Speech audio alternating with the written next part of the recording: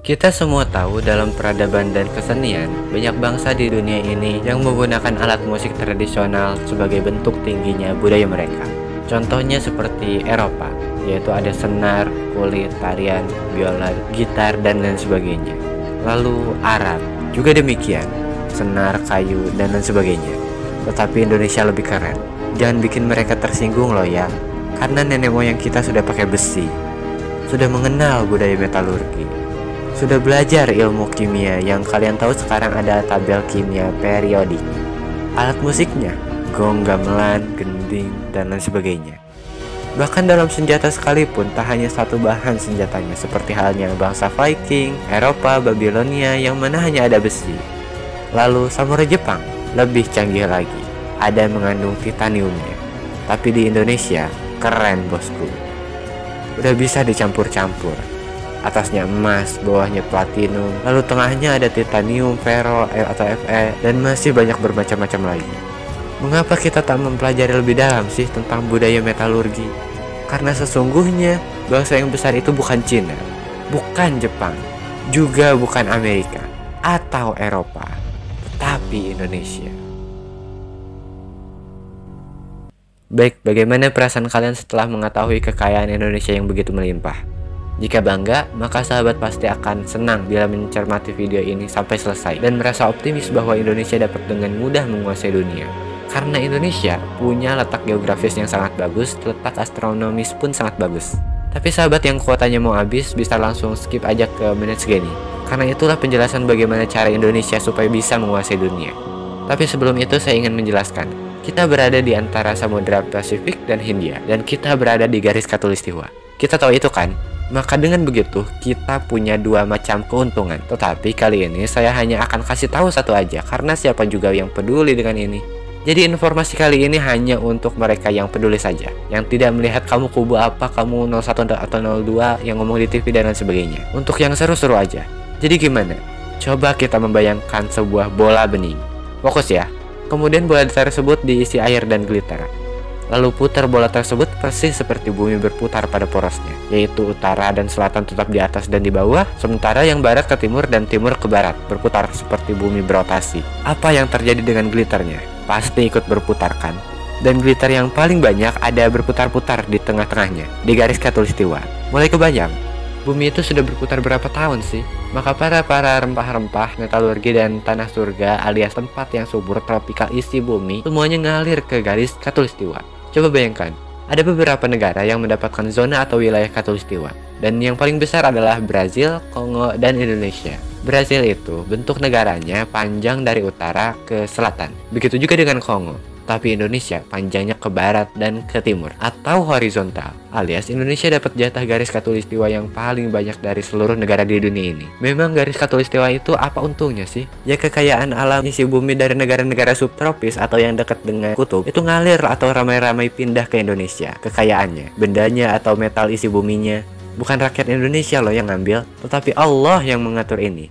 Coba bayangkan betapa diberi kenikmatannya Indonesia ini. Sekarang coba kita menjadi presiden Amerika misalnya. Apa kita gak coba mengendalikan Indonesia agar tidak menjadi negara yang kuat? Jawabannya adalah harus. Maka yang Anda lakukan adalah membuat sistem dunia palsu. Sistem palsu adalah suatu sistem yang mana jika sistem tersebut dipraktekkan di sebuah negara, maka sistem tersebut kusut, tidak berjalan dengan baik, dan membuat negara tersebut di kelas tengah saja. Ini sudah kita jelaskan di video beberapa minggu yang lalu, yang mengatakan bahwa cara agar asing mengendalikan suatu pemerintahan itu ada. Dan anehnya itu tuh masih saja dipraktekkan di negara Indonesia. Oke, sekarang kita sudah mendapatkan dua fakta. Yang pertama, kekayaan bumi dari kutub mengalir ke garis khatulistiwa lewat dalam bumi karena ada rotasi bumi. Yang kedua, kekayaan materi dari garis khatulistiwa ngalir ke negara pemenang melalui sistem dunia, yang kebetulan saja polisi dunianya atau negara pemenang perangnya adalah Amerika dan Eropa Barat. Mau bukti? Mana mata uang yang paling banyak dipakai di dunia ini? 65% perdagangan dunia masih menggunakan mata uang dolar. Euro 25%, yen 4%, dan yuan Cina hanya 1,9%. Walaupun perdagangan dunia saat ini didominasi oleh Cina, tetapi dolar tetap menjadi mata uang transaksinya. Inilah the winners take all. Pemenang mengambil semuanya. Yang diambil pemenang adalah sistem dunia. Sistem dunia sengaja diciptakan tidak sempurna oleh negara pemenang perang agar negara lain tidak sekuat negara Amerika.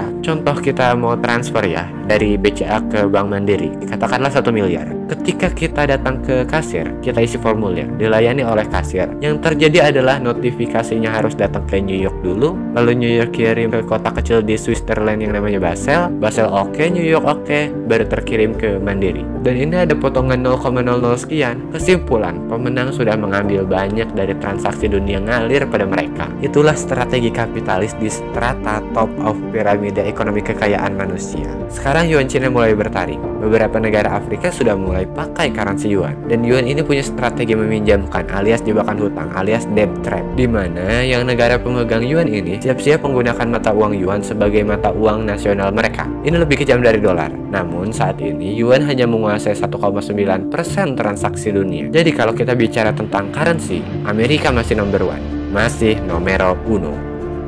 Walaupun begitu, kita perlu tahu bahwa dolar itu dicetak melalui angin. Maksud dicetak melalui angin itu bagaimana? Tanggal 15 Agustus 1971 adalah tanggal di mana Amerika menyatakan tidak menggunakan jaminan emas lagi untuk mencetak uang. Itu adalah tanggal paling bersejarah bagi Amerika. Karena pada saat itu, Amerika menjadi negara yang sangat kaya. Karena mereka suka cetak uangnya. Dan anehnya, PBB, World Bank, dan IMF itu tidak protes pada Amerika. Tetapi IMF dan World Bank pasti ngamuk jika Indonesia cetak rupiah tanpa jaminan atau underlying. Sebenarnya dulu pun sudah banyak sih yang negara yang tidak setuju dengan Amerika. Tetapi apa daya negara kalah perang, karena pada saat itu Amerika lagi kuat-kuatnya. Ini fakta loh, bukan konspirasi. Ingat, datanya ada, bisa dicek sendiri. Dokumentasi video Presiden Amerika 1971 yang menyatakan demikian juga ada. Masih gak percaya? Wis tak lah. Kita lanjut ya. Amerika dengan mengatasnamakan lembaga internasional membuat alkemi dunia adalah dolar sama dengan emas. Jadi jika negara ingin mencetak uang, ada aturan wajib, yaitu harus memiliki jaminan atau underlying berupa emas atau dolar atau materi lain yang disimpan di ruangan besi milik bank. Jadi uang sebenarnya adalah surat hutang saja. Surat pertanda ini sebagian emas di bank milik saya, gitu ya. Jadi nilai mata uang tergantung pada nilai emas atau sekuritas lain yang disimpan di ruangan besi milik bank. Mulai kebayang, misal Indonesia baru cetak uang nih. Indonesia punya 10 gram emas. Lalu dengan emas tersebut dicetaklah 10 rupiah. Ya artinya 10 rupiah sama dengan 10 gram emas, atau 1 rupiah sama dengan 1 gram emas. Ya kalau emasnya ditambah jadi 20, ya nilai mata uangnya juga nambah 2 kali lipat, jadi 1 rupiah sama dengan 2 gram emas. Atau rupiah yang dicetak ada 1000, ya nilai rupiahnya juga akan menyesuaikan dengan emasnya. Itu adalah pelajaran ekonomi mainstream yang diajarkan di sekolah-sekolah di dunia ini. Bayangkan, Keynesian sudah 60 tahun merasuki otak-otak akademisi dengan pelajaran mainstream tadi. Sementara yang Amerika sendiri pakai itu bukan ilmu yang diajarin di sekolah. Jadi ilmu yang di sekolah itu buatan negara adidaya agar Indonesia dan negara lainnya tidak sekuat negara Amerika. Ilmu tersebut hanyalah ilmu ciptaan rekaan semata. Kira-kira 100 tahun yang lalu, uang atau money itu belum terlalu dipuja. Kalau emas, iya memang dari dulu. Lalu tibalah di suatu saat krisis melanda dunia yang bernama Great Depression. Sejak saat itulah Keynesian berkuasa. Ilmu teori-teorinya John Maynard Keynes diaplikasikan pada negara-negara di dunia ini yang digadang-gadang dapat memajukan perekonomian negara. Padahal tidak, justru malah buntung. Lalu ada pernyataan. Uang kertas didewakan oleh Keynesian adalah untuk memperbaiki dunia. Bayangkan jika sampai saat ini mata uangnya adalah masih pakai dinar atau dirham. Apa gak rusak tuh lingkungan impact tambang emas dan perak?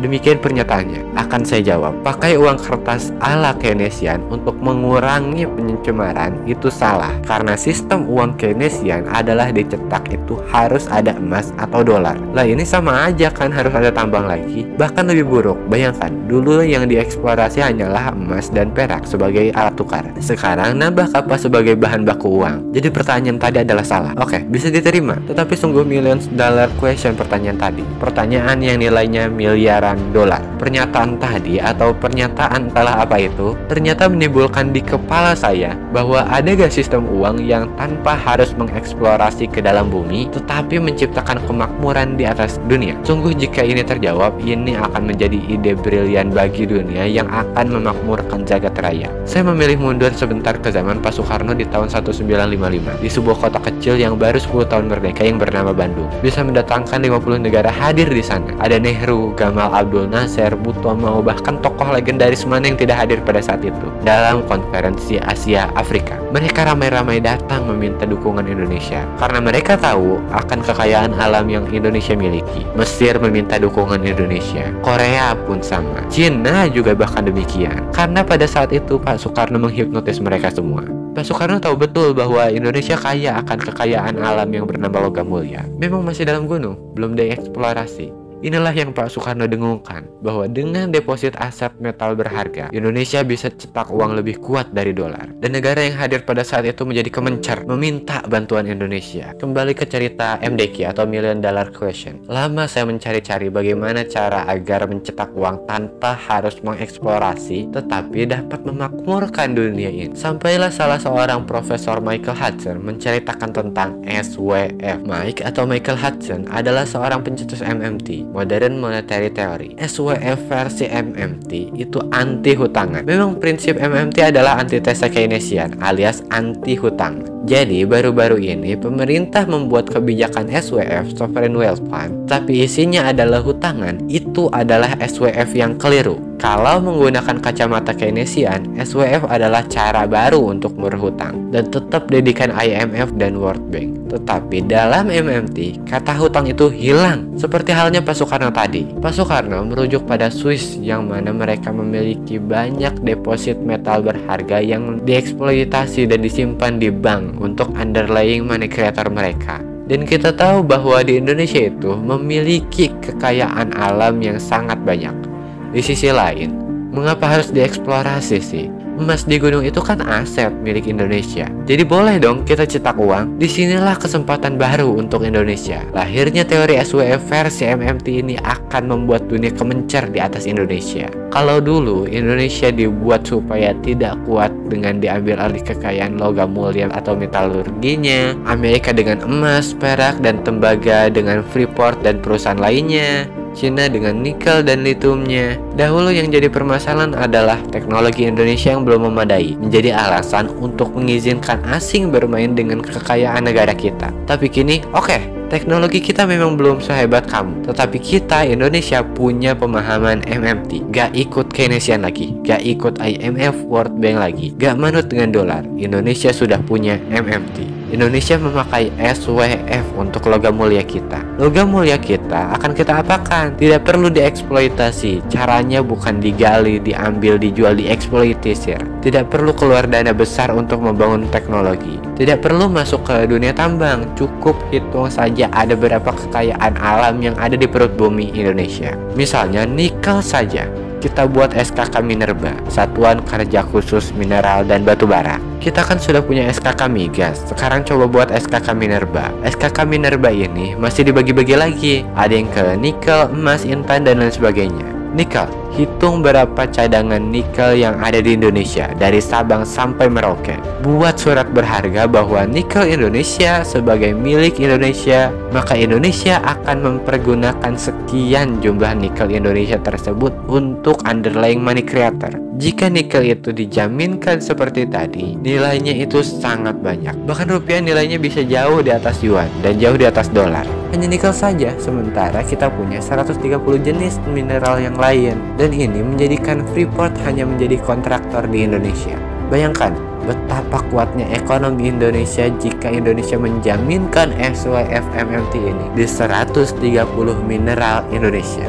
Dan sekali lagi, cetak uangnya ini menggunakan underlying berbasis aset yang masih ada di gunung harus benar-benar dimanfaatkan untuk menciptakan kemakmuran, jangan untuk membangun. Karena untuk membangun itu tidak perlu ada jaminan mineral apapun. Selama ada proyeknya, ya cetak aja. Teorinya sudah disampaikan di video beberapa minggu yang lalu. Cara inilah yang didengungkan oleh Pak Soekarno, di mana ia akan menjaminkan minyak Indonesia dulu dan mendukung negara lainnya untuk bergandengan tangan di tahun 1955. Niat itu ternyata tidak terwujud saat itu. Tetapi yuk kita ulang lagi, namun caranya lebih elegan. Undang misalnya negara-negara berkembang, negara-negara Melanesia, 120 negara misalnya, untuk berkolaborasi bersama, untuk bergandengan tangan. Misalkan kita jual pada mereka 20% mineral kita, dibagi-bagi. Ada yang dapat 0,2% pun sesungguhnya nilainya bukan main. Bayangkan, mereka akan beli menggunakan cadangan devisa dolar mereka. Kita dapat dolar yang banyak dari mereka, dan dolar tadi untuk bayar hutang negara. Kita kan sudah bosan berhutang ala didikan IMF kan? Maka dengan begitu, hutang Indonesia lunas. Kita kok gayanya kayak negara miskin ya, cari hutangan. Itu kuno. Kita kufur nikmat kalau gitu. Lalu surat 20% mineral Indonesia yang dijual pada negara-negara berkembang yang kita undang itu untuk apa? Secara modern ekonomi praktek, itu untuk underlying money creator di negara mereka sendiri. Terserah mau cetak 10 kali lipat, 100 kali lipat kek. Toh asetnya tidak akan diambil, yang mana ketika sudah 100 tahun ke depan, nilainya juga naik 100 kali. Amerika sebenarnya dari dulu pakai SWF gini. Buktinya mereka gak pernah tuh kekayaan alam mereka, minyak mereka gak pernah tuh. Paling-paling hanya 20% saja untuk ekonomi mutar. Dia menjaminkan minyak mereka untuk cetak dolar. Sementara dolar yang dicetak itu sudah 1000 kali lipat. Jadi mereka itu kebablasan cetak suka-sukanya. Dan anehnya inflasi mereka tetap gak lewat 3% atau 4%. Ini aneh bagi kami. Maka sesungguhnya kita harus berani menentang hal ini semua, yaitu dengan SWF ini, yaitu dengan menunjukkan, oke, jika Amerika bisa cetak uang sesuka-suka, maka negara lain pun boleh. Dan negara lain tersebut sudah ada beberapa yang pakai. Salah satunya adalah Norwegia yang menjadi penerbit SWF di tahun 2008, yang mana nilai SWF mereka adalah 1 triliun nilai kekayaan mereka. Kemudian Saudi Arabia yang menjaminkan minyak mereka yang berjumlah 2 triliun dolar, juga menggunakan ajaran MMT. MMT ini dirancang untuk memakmurkan jagat raya. Kalau sistemnya pakai dolar sebagai mata uang dunia, pakai Keynesian, ya tidak akan makmur. Mau bukti? Selama 70 tahun Keynesian berkuasa ini, jarak antara yang kaya dengan yang miskin makin dekat atau makin jauh. Lalu bagaimana untuk dunia makmur? Ya pakai MMT, ajak rangkul negara-negara berkembang, negara-negara Melanesia, negara yang tertinggal. Kedepan adalah eranya berkolaborasi, bukan untuk bersaing. Kedepan adalah eranya damai, eranya bergandengan tangan. Dunia tuh sudah tidak butuh Amerika yang hobinya perang. Dunia juga tidak butuh Cina yang suka jebak hutang ke negara lain. Tapi dunia itu butuh Indonesia yang cinta damai. Prosperity is everyone's right. Ingat, dengan letak Indonesia ini mendapatkan 2 keuntungan. Yang pertama adalah yang tadi SWF, yang kedua adalah selanjutnya. Tonton video berikutnya. Stay tune dan selamat menyaksikan.